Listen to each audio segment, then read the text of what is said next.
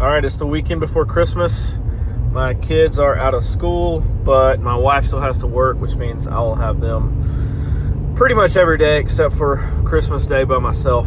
So I decided, since this was my last free night, that I would head up to the mountains. So I finished helping coach my daughter's basketball game, and I'm going to do a quick overnighter in Cheaha State Park in the Talladega National Forest in northeast Alabama.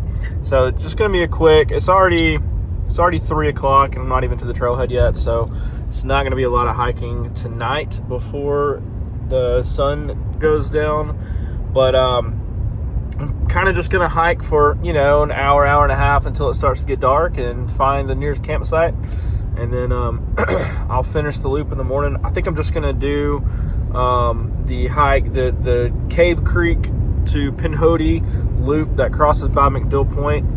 It's a pretty easy hike. It's maybe 7 or 8 miles, something like that. So I'll do probably, 2 or 3 tonight and finish the loop up first thing in the morning, because we have another Christmas party tomorrow. But I hadn't been in the mountains in a while due to kids' sports. Haven't really had the chance, so I figured I'd get out for a night. So follow along. This is the weather's great. It's like 63, so it'll probably be in like the low 40s tonight, which is ideal backpacking weather. But yeah, I'll check in when I get to the trailhead. In case you've never been to the Talladega National Forest area up near Cheaha State Park, this is the view from a parking lot.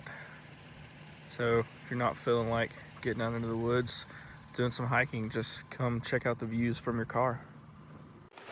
Okay, just got on the loop, left the trailhead, and that Cheaha trailhead, that was the busiest I've seen it in a really long time. The weekend before Christmas, the weather warmed up a little bit. There's no rain in the forecast until just a little bit of a chance in the morning, around 6 or so. So I guess it makes sense why so many people are out here. But I was thinking about which route I wanted to go, which direction on this loop I wanted to take. And I started to take the Cave Creek part first, and then finish up with the more scenic ridge views in the morning time. But I think what I've decided to do is, I've done this hike a ton as a day hike. I mean, probably 10 or 15 times in my life, but I've never started it late enough in the day for where it made sense to camp. So I thought I would take this opportunity and try and find a campsite along a ridge that was open and not taken. Now, because the parking lot was so full, who knows if that will pan out for me or not. But I got my headlamp. If I've got to hike a little bit further in the dark to try and find a different site, that's totally fine. Like I said, it's not a super difficult trail, especially going this way. So I'm gonna hike on, and I'll check in the next view I hit, or if I end up finding an early campsite that I like. But yeah, this weather's perfect, and it just feels good to be out here. And yeah, I know I'm pretty out of breath already, but if you've done this section, basically as soon as you get on the trail and connect to the Pinhoti, there's a pretty steep incline. So I got that out of the way first thing, and I'm already out of breath, so that's why. Another good reason to do the Pinhoti side of this loop first is that the sun sets on the side of the ridge.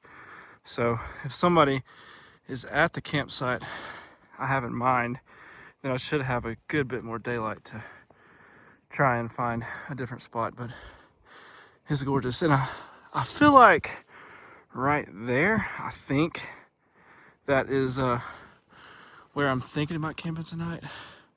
I believe that's the right part of the ridge, but either way, this side has a lot of gorgeous views, so I should have plenty of options. I haven't seen anybody else on this trail yet except for somebody at the start, so it's kind of curious with how many cars there are in the parking lot. It tells me that there might be a large like Boy Scout group camping along this side of trail, or probably at Mcdill. That's where I think a lot of the Boy Scouts like to camp at, because it does have one of the most gorgeous views in the whole National Forest. So maybe I'll run across a big group in the morning or something like that, but we'll see. For now, I'm just enjoying this view here. It's only like maybe 3/4 of a mile from the trailhead.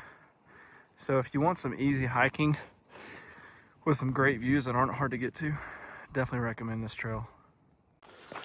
I was wondering where all the people were, and I got to a viewpoint and there were about 7 or 8 people there. So I told them I was wondering where everybody was because of how busy the parking lot was. And I was like, well, here you guys are.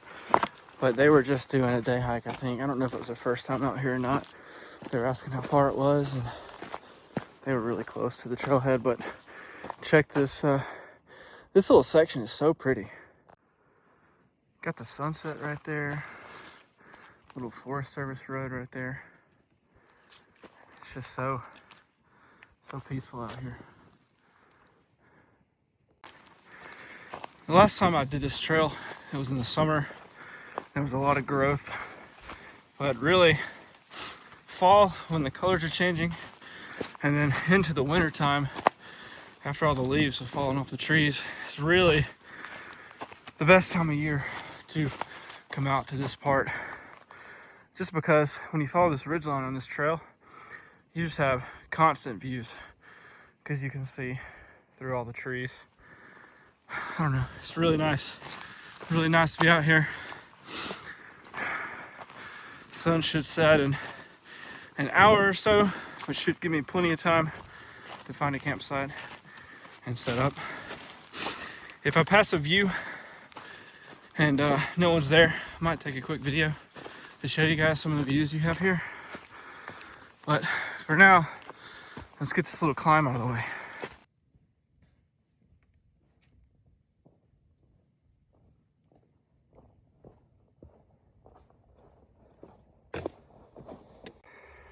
So this part of the trail is pretty interesting. That's where you come up. And then turn around, you got this nice little rock scramble. If you get to the top, I don't know if you can see the blaze right there. But that's the way you gotta go. I think it levels out after this, but it's a nice little climb coming from that way. Normally I go on the loop the other way, so it's a nice little challenge.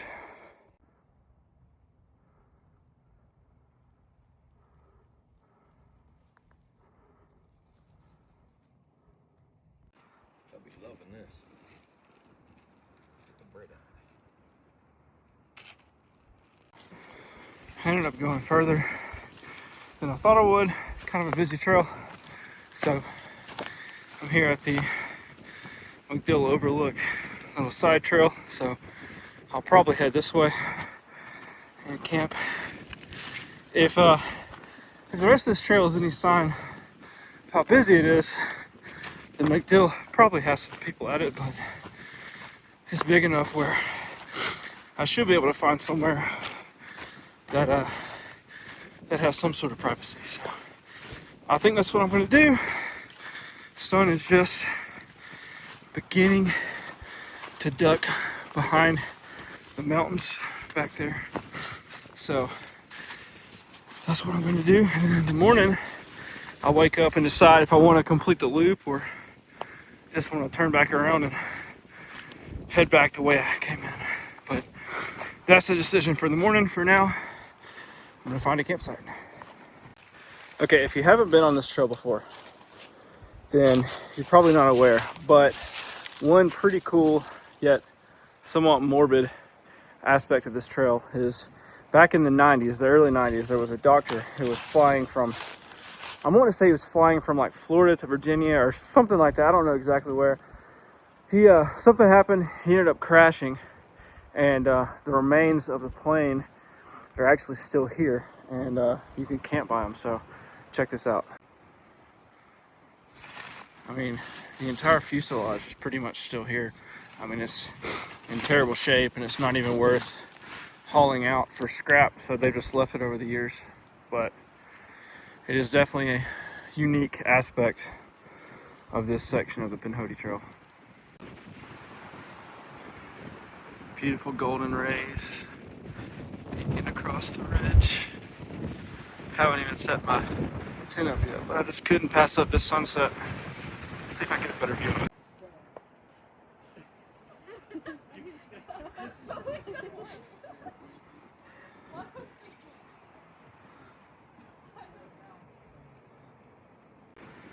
All right, here's the campsite.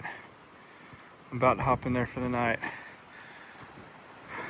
I was right about it being busy. There was a group of like 8 or 9 college kids.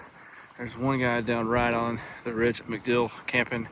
This wind is brutal. It was actually kind of a challenge to get this thing set up, and I had to kind of rush through it. So it's not pretty, but it'll do for the night.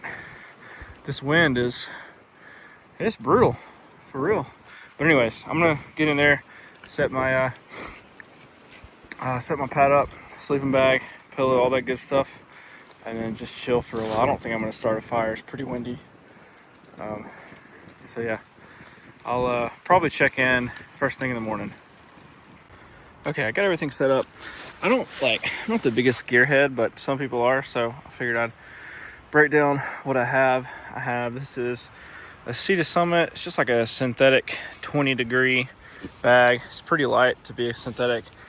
I have the Neo Air X Lite pad.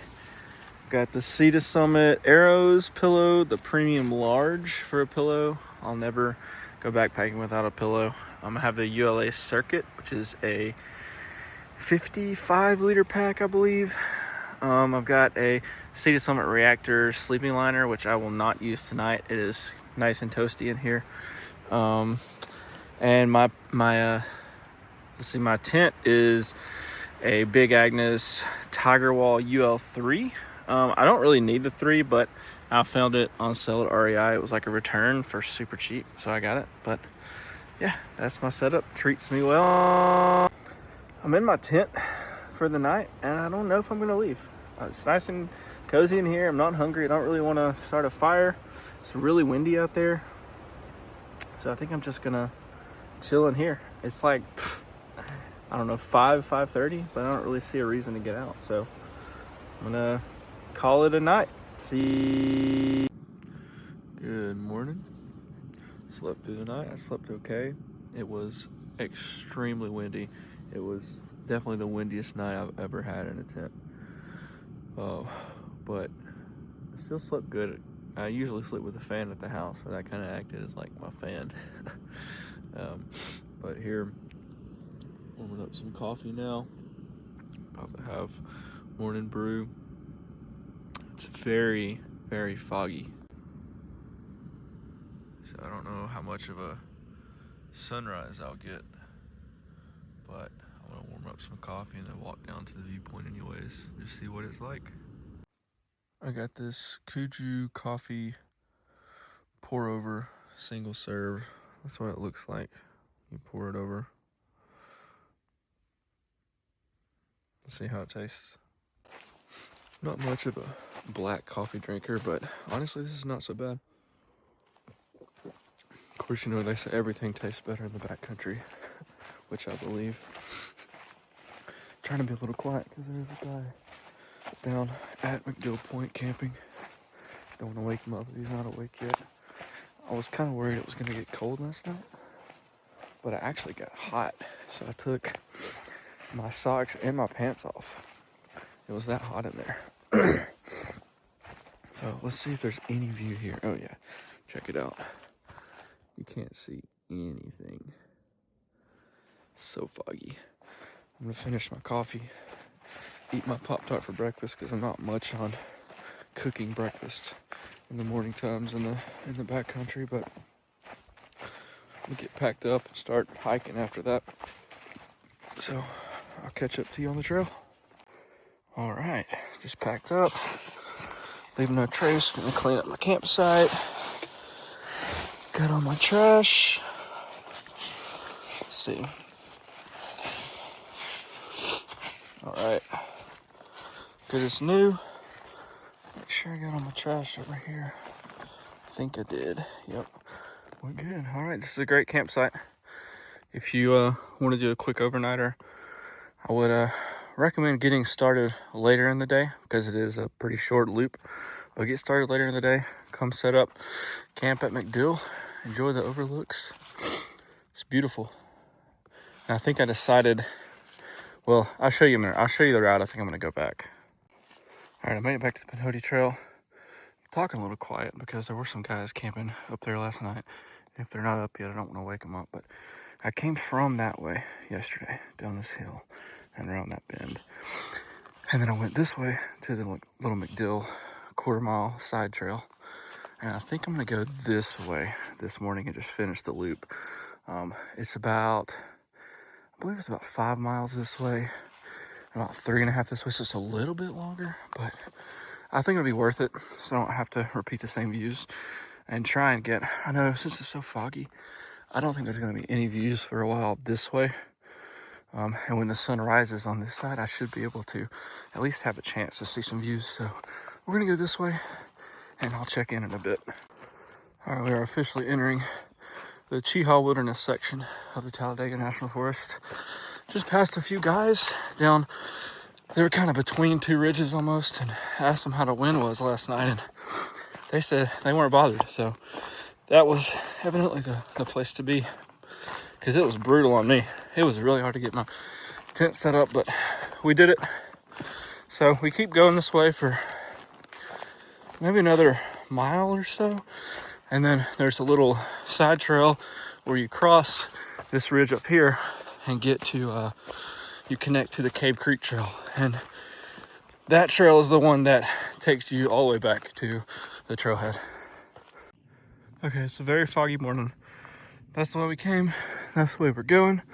But normally, right through these trees right here, you can actually see Mcdill Point. So we came from Mcdill Point this morning, back this way, and then up this side.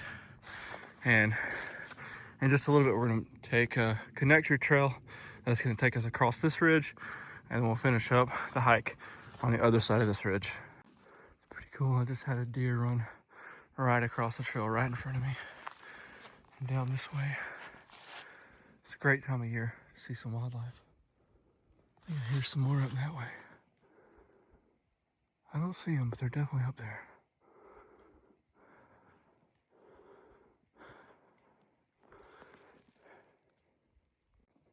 All right, we are at the Pinhoti and Cave Creek connector. We came that way. Got off the trail a couple times. This time of year, there's so many leaves and it's so foggy, it's really hard to find the blazes. So if you come this way, just be super careful. All right, if you go south on Pinhoti, this will take you to Adams Gap. And if you want to go back, one of my videos from 11 or 12 years ago, I started at the same trailhead. I came this way across the ridge, and when I got here, I kept going this way, and then basically connected the two most popular loops. So I went to Adams Gap and then connected to the Skyway Trail, and then went from the Skyway to the Chinooey Silent, and then went up the ridge and connected back to the Pinhoti, and came north this way, and then finished the hike going this way. So we're mixing things up a little bit. This time, we're not doing as many miles since I got started so late. So we go up this way, cross the ridge, and connect to the Cave Creek on the other side. All right, we are right on top of this ridge we're crossing. It would be a really nice 360-degree view, but it's so foggy. But somewhere back this way is where Mcdill Point was. And then we're crossing down this way, and then we'll connect to Cave Creek, and Cave Creek down at the bottom, we'll go this way, following this side of this ridge. And it's starting to rain a little bit, so hope we don't get too wet. Okay, so we're at where the Cave Creek meets the connector to the Pinhoti. So you go up that way, which is the way we came. That takes you to the Pinhoti. And then if you keep going this way, it's the Nubbin Creek Trail. And I've actually never done, I don't know if I've done any of that trail actually. So it takes you down to, I believe, High Falls, which is a nice waterfall that I have seen. And then Cheaha Trailhead is where we parked at yesterday. So we're gonna go this way. And if I remember correctly, this is pretty easy hiking from here to the trailhead. So I'll catch up with you here in a little bit. The fog is clearing a little bit, so through the trees, we're starting to get some views off along the other side of the ridge that we stayed at last night. That's the route we came. That's where we're going. Okay, so this is the only creek that you're gonna pass, the only water source for this entire loop. So if you're gonna do this loop, make sure that you have at least, I don't know, 3, maybe 4 liters of water with you, depending on how long you're staying out here. If you're doing this a day hike, maybe a couple can get you by. But yeah, make sure and fill up here if you need to, because you're not gonna find another water source from this part, or on this loop, I mean. All right, so right before you get to the actual Cave Creek, if you start on the Cave Creek side of this loop, you get to what I think is probably the best campsite on this loop, other than Mcdill. It's really nice. It's really big, and in the winter, you have beautiful views. Now, if you come in the summer, you're not really going to have much of a view that way. But right now, man, it is gorgeous. Maybe I should have stayed here last night. Oh well, next time. My first time out here, 15-ish years ago, I remember getting kind of confused with this section. So if you come from Cave Creek, come straight from Cheaha Trailhead this way. You're gonna come right here. You're gonna see this sign right here. The campsite is right here. See what I'm talking about? It's beautiful. But a lot of people try and go, it kind of looks like a trail there, and I think that's just from people getting turned around over the years. But it hangs a hard right. And you go this way, and then just down at the bottom of this hill is where the actual Cave Creek is, where I filled up with water. So don't get lost.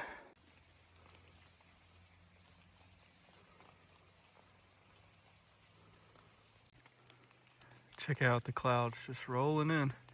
I don't know how much longer these views are gonna last, but I'm almost to the trailhead, so not a big deal. All right, we're coming up on the trailhead now. That was a nice little trip. If you're interested in doing this loop, I'll put the link to the Onyx loop and or the Onyx trail, and I'll also put the All Trails link in the description. Parking lot is way more empty than it was yesterday. Like I said, there were 2 big groups that I passed on the way, but here's my car. I'm gonna try change it to some dry clothes because it rained basically the entire time I was on the Cave Creek trail. But there's a look from the parking lot what the trailhead looks like. Got a map right there. Yep, it's a great trip. See you next time.